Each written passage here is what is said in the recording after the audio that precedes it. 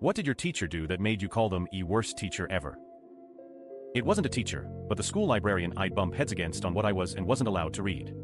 She had learned I was dyslexic from my speech therapist that went to warn her that as part of my therapy I would be taking out a larger amount of reading material than usually permitted for grade 5/6 student. However, the therapist didn't mention I would be taking out the young adult literature and not the picture books reserved for the special needs kids and younger grades.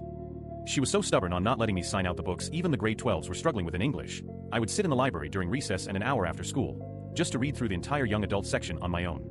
The teacher in charge of supervision during recess didn't like that I would sit inside all day, but didn't want to get into an argument with either my therapist or the librarian.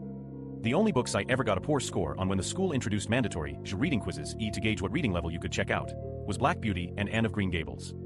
I hated those books, the story was boring and I couldn't be bothered at the time to memorize parts for the quizzes to at least pass the requirements for approval for more books at that level. The worst part was there wasn't any alternative books I could have read that would have interested me, so I could pass the level cap.